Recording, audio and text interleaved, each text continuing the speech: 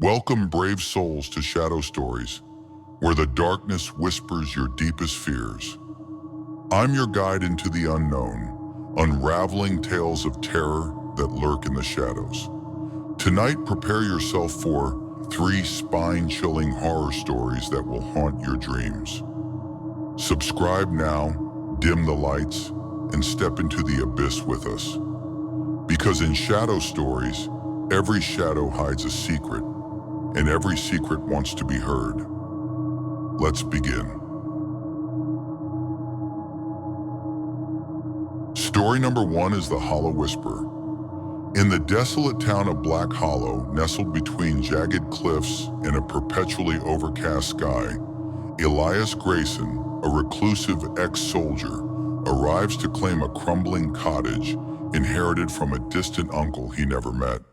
The townsfolk warn him to stay away, muttering about the voice that steals souls.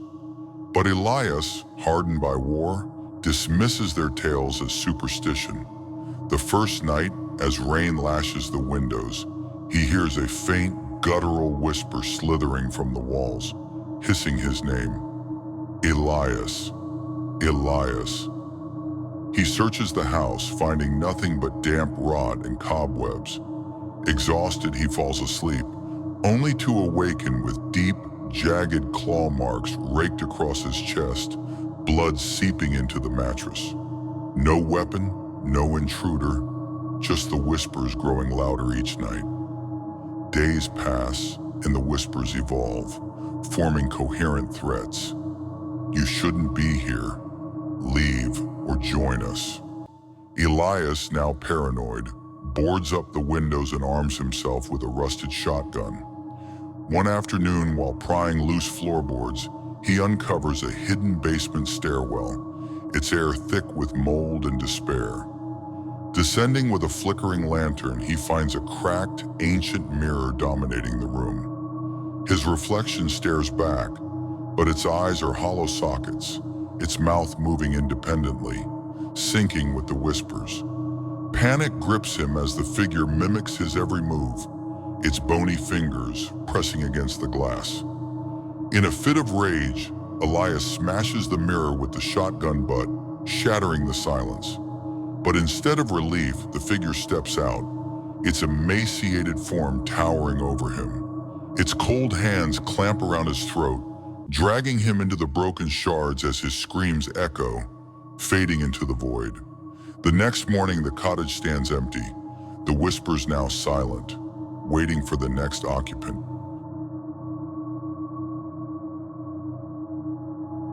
The next story is about the Fleshbound Attic Clara Henshaw, a meticulous historian with a passion for the macabre, rents a dilapidated Victorian house on the outskirts of Ashwood to research its dark history. The house, abandoned for decades, creaks with every step, its walls stained with time. On her second day, she discovers a locked attic door at the end of a narrow hallway, its wood warped and etched with faint scratches. That night, the door swings open with a groan, revealing a dusty attic bathed in moonlight. Inside, she finds a journal bound in what she realizes with horror is human skin, its pages filled with frantic, illegible scribbles about a failed ritual performed by the house's last owner, a deranged occultist named Margaret Vale. Curiosity overrides fear, and Clara begins deciphering the text, noting mentions of a bound spirit and eternal torment. That night, footsteps pace above her bedroom, though the attic should be empty. She investigates, finding the journal open, its pages now scrawled with fresh blood, detailing her actions from moments ago. The entries grow more personal, predicting her every move, her every fear. Days turn to a nightmare as Clara wakes with red-stained hands, the journal now narrating her impending death in graphic detail. One stormy evening, a shadowy figure with no face materializes at the foot of her bed, its form shifting like smoke. It carries a needle and thread, stitching her skin as she screams, the pain unbearable. The journal falls silent as her body is woven into its pages, the attic door slamming shut, forever sealing her fate within the house's cursed walls.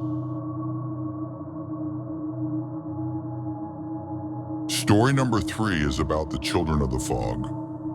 In the isolated coastal village of Gray Mist, where the sea whispers secrets and the fog never lifts, Thomas Caldwell, a weathered fisherman, lives with his young son, Liam.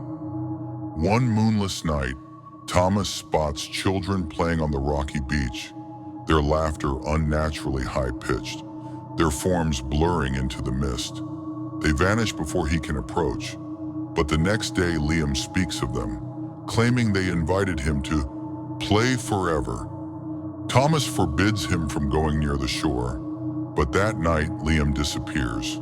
In his place, Thomas finds a cold, pale child with hollow eyes and a grin stretching ear to ear, mimicking Liam's voice but with an eerie undertone. Panic sets in as more children appear, their numbers swelling, their laughter turning to guttural wails that lure villagers into the fog, never to return.